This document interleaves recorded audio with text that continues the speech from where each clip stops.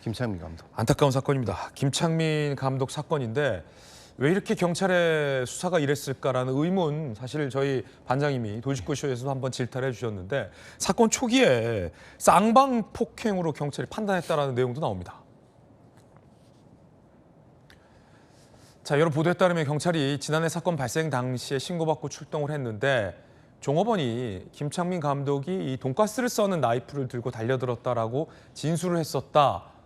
그래서 경찰이 쌍방으로 판단을 했었다.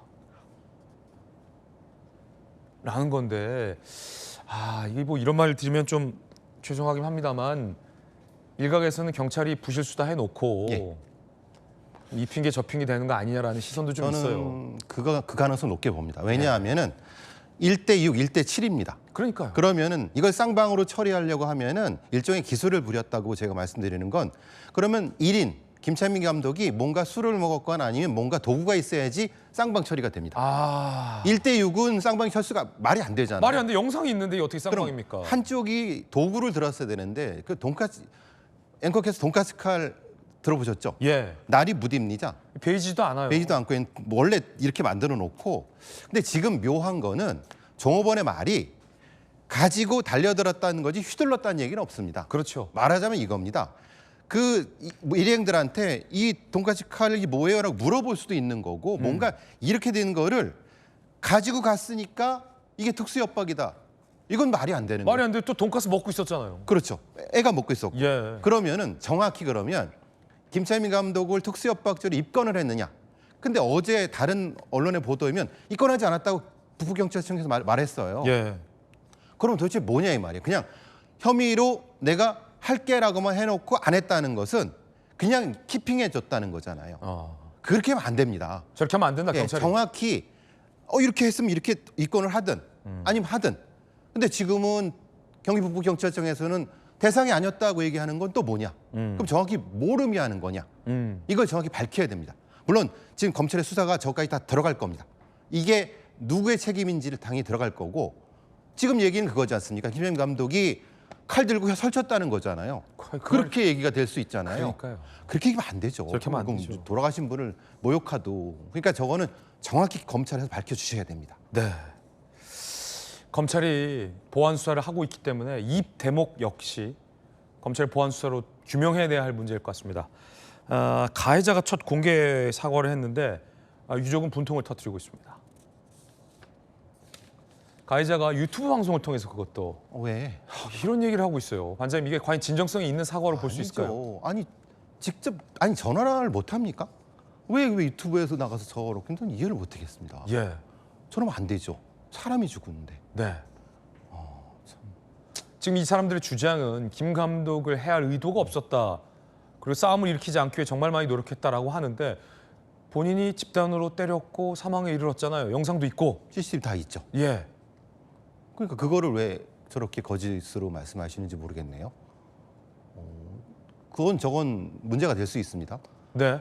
본인이 안 했다고 근데 CCTV 있는데. 그러니까요. 저거를 왜 저렇게 말하는지. 이게 물던 유튜브에 그것도 엉뚱한 유튜브에 나가서. 네. 아니면 정식으로 언론에 공식인 예. 언론에 나가서 인터뷰를 하든가.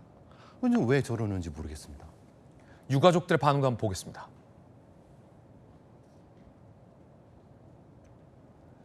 부친, 가해자 주장 말이 안 된다. 변호사끼리 연락 취하거나 경찰 통해 연락하는 방법도 있을 텐데 이제 와서 유튜브를 이용해 사과 운운하는 모습이 어처구니 없다. 사건의 본질은 한거불능 김 감독이 집단 구타로 인해 사망한 것.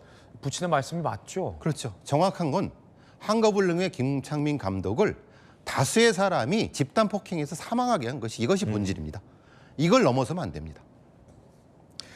폭행 집유받은 상태에서 또 이런 소동을 일으켰다라는 언론 보도도 있었습니다. B 씨, 2023년 6월 술 취한 상태로 말다툼을 하다 소주병으로 피해자의 머리를 때린 혐의, 징역 1년에 집유 2년. 지난해 10월 김창민 감독 폭행에 가담했다는 거예요. 경찰 구속영장 신청서 중에 집행유예 기간을 명시. 하지만 법원이 기각. 참 이것도 좀 이해가 안 되는데 저런 전력이 있는 가해자를 왜 이렇게 풀어줍니까? 위험하잖아요. 예. 왜냐하면 술 취한 상태에서 싸움하다가 소주병으로 피해자 머리를 때려갖고 이게 얼마나 위험한 행동입니까? 네. 근데 그게 그 구속영장 청구서에 들어가 있어요. 근데 그 판사님은 그걸 보신 건가요? 안 보신 건가요? 이런 의심이 드는 거예요. 이게 반복되고 있다는 거죠. 상습성이 분명히 의심되는데 그것도 집유 기간 중인데 이걸 그냥 기각으로 판단하셨다는 건 저는 참 이해가 안 됩니다. 이게 없었다고 하면 기각이 혹시 될 수도 있지라고 생각했는데 이게 집유 기간이잖아요. 그리고 이게 폭행이고 그것도 소주병 폭행인데 얼마나 위험한데 왜 기각했는지 그래서 저도 잘 이해가 안 됩니다. 이 부분은. 저런 전력이 있는 사람이 아직도 김창민 감독을 죽음에 이르렀는데도 아직도 구속도 되지 않고 버젓이 돌아다닌다. 그렇죠. 유튜브에 나간다. 변명하고 있는 거지 않습니까? 이건 좀 뭔가 어딘가 잘못된 것 같습니다. 강력한 남자와 함께 강력 사건 해결하는 시간입니다. 돌직구 강력반 시작하겠습니다. 국제수사 전문가 김우배 원장님 모셨습니다. 강력한 반장님과 함께 풀어볼 첫 번째 사건 단서 보시죠. 정말 안타까운 사건입니다. 김창민 감독 사건인데요. 가해자가 첫 공개 사과를 했다고 합니다. 반장님 도대체 뭐라고 한 겁니까? 그렇습니다. 가해자죠. 이모 씨가 30대인데 그 한 언론사에 만나가지고 사과를 언론에 이제 공표를 한 것인데 뭐라고 했냐면 네. 김창민 가족과 그 김창민 감독에 대해서 죽을 죄를 졌다. 그런데 여기 중요한 게 있습니다. 자기가 사과도 드리고 합의를 하려고 했는데 연락처를 알려주질 않아서 연락을 못했다. 이렇게 본인이 지금 이렇게 변명하고 있습니다. 그러니까 그리고 또 뭐라고 했냐면 김 감독을 해야 할 의사는 없었는데 어쩌다 보니 이렇게 됐다. 이런 식으로 사과를 했지만 약간 뉘앙스가 변명하는 내용도 들어있었던 것이죠. 그 부분이 좀 논란인데 왜냐하면 본인의 어떤 혐의에 대해서 인정을 하지 않으면 그건 진정한 사과로 볼 수 있느냐 이런 논란인데 이런 말을 또 했어요. 잘못 알려져 있다 상당한 많은 부분이 억울하다 뭐 이런 얘기 같은데요. 그 말은 뭐냐면 실제적으로 지금 언론에서는 일방적으로 자기들을 나쁘게 말하는데 당시에 보게 되면 자기들 억울한 부분이 있다. 이 부분은 지금 이 상황에서 말을 아끼는 이유가 뭐냐면 지금 말하게 되면 오히려 비난을 받으니 검찰 조사에서 얘기를 할 것이고 또 재판 과정에서 사실이 드러나기 때문에 자기가 그렇게 말하는 것 같습니다. 무슨 얘기냐면 지금 오히려 본인들이 변명하게 되면 언론이 더 악화되니 지금은 참고 있지만 검찰 조사에서나 아니면 재판 과정에서 할 말 다 하겠다. 근데 여기에 중요한 게 있습니다. 알다시피 김창민 감독은 사망을 했기 때문에 거기에 대한 반박 진술할 수가 있습니까? 없습니까? 없죠. 못합니다. 그런데 아드님이 계신데 아드님의 상황을 보게 되면 정확히 그 사건을 봤는지 목격했는지 검찰에서는 조사한다고 하지만 실제적으로 발달 장애가 있기 때문에 정확히 진술이 될지는 조금 의문스럽긴 합니다. 아니 이게 무슨 말 같지도 않은 소리입니까? 가해자 헤아릴 의도가 없었다고요? 앵커라 참으려고 했는데 안 되겠네요. 사람을 집단으로 폭행해서 사망에 이르게 만들고 더군다나 발달장애 아들이 있는 앞에서 그러면서 알려진 게 많다고요? 이게 무슨 사과입니까? 반성하고 있는 겁니까?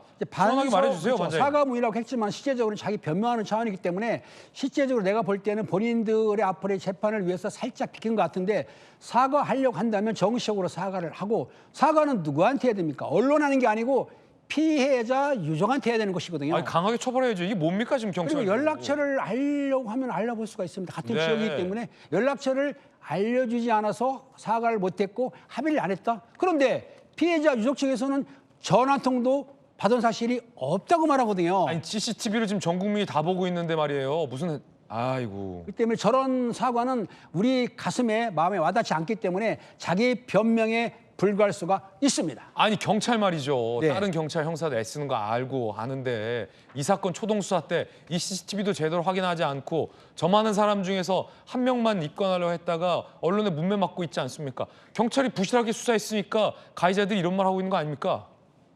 경찰이 부실하게 수사한 부분이 없지 않아 있습니다만은 실제적으로 이 폭행 사건이나 상해 사건 같은 경우에는 그 사망할 줄을 몰랐기 때문에 담당 형사가 그렇게 수사가 좀 미진한 부분이 있었습니다. 네. 하지만 그 뒤에 김창민 감독이 사망했다고 한다면 철저하게 수사를 했어야 되는데 불구하고 좀 아까 말씀드린 대로 CCTV를 정확히 보지를 못했고 또 목격자나 참고인을 철저히 조사해야 되는데 당시에 있던 김 감독의 아들도 소환해서 조사를 안 했다는 거 아닙니까? 경찰이요? 예.